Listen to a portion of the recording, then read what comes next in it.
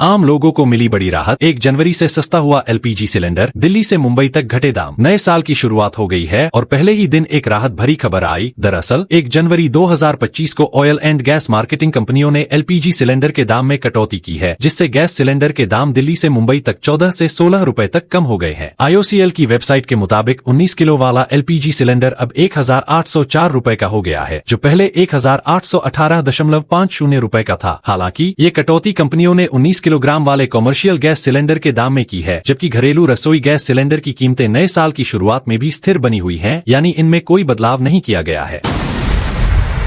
पूरे दिन नए साल के सेलिब्रेशन में डूबा रहा भारत। जश्न के लिए मंदिरों में भी पहुंची लाखों की भीड़। बीते दिन साल 2025 का पहला दिन था। देश भर में नए साल का खूब जश्न मनाया गया। नए साल के स्वागत के लिए जम्मू कश्मीर के श्रीनगर में लाल चौक पर बड़ी संख्या में लोग पहुंचे। दिल्ली के इंडिया गेट से मुंबई के गेटवे ऑफ इंडिया तक लोग जश्न में डूबे रहे। वहीं वैष्णो देवी मंदिर में 2024 में 94.83 लाख श्रद्धालु मंदिर में दर्शन के लिए पहुंचे। यह जानकारी वैष्णो देवी श्राइन बोर्ड के सीईओ ने दी। उन्होंने कहा कि वैष्णो देवी मंदिर ने एक दशक में तीर्थयात्रियों की यह दूसरी सबसे बड़ी संख्या है। लगातार तीसरे साल मंदिर में आने वाले श्रद्धालुओं की संख्या 90 लाख को पार कर गई है। पिछले साल यह संख्या 95 लाख को पार कर गई थी।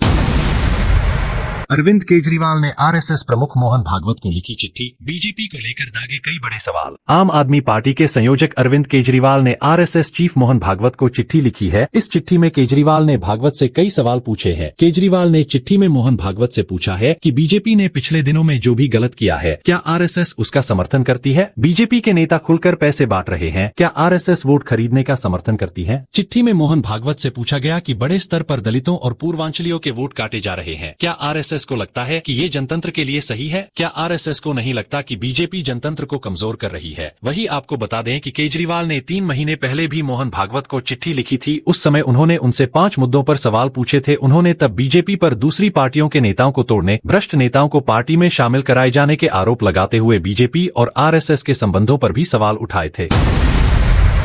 दिल्ली में हम बनाएंगे सरकार, आप पर हमला बोलते हुए कांग्रेस नेता पवन खेड़ा ने किया बड़ा दावा। आगामी विधानसभा चुनाव से पहले आम आदमी पार्टी के राष्ट्रीय संयोजक अरविंद केजरीवाल नई योजना लाकर मास्टर स्ट्रोक खेलना चाहते हैं। हालांकि इंडिया ब्लॉक की उनकी साथी कांग्रेस ने केजरीवाल की योजनाओं पर हमला बोला है। पुजारी ग्रंथि सम्मान योजना को लेकर कांग्रेस नेता पवन खेड़ा ने कहा कि अरविंद केजरीवाल चाहे जितनी भी योजनाएं शुरू कर लें, चाहे कितने भी बदलाव कर लिए जाएं, परंतु दिल्ली के लोगों ने अब मन बना लिया है कि दिल्ली में एक बार फिर कांग्रेस के नेतृत्व वाली सरकार होनी चाहिए। केजरीवाल द्वारा आतिशी को अस्थायी मुख्यमंत्री बताए जाने पर एलजी की आपत्ति पर कांग्रेस नेता पवन खेड़ा ने कहा कि यह सरकार अब अस्थायी है, अगले चुनाव के बाद यह सरकार नहीं रहेगी।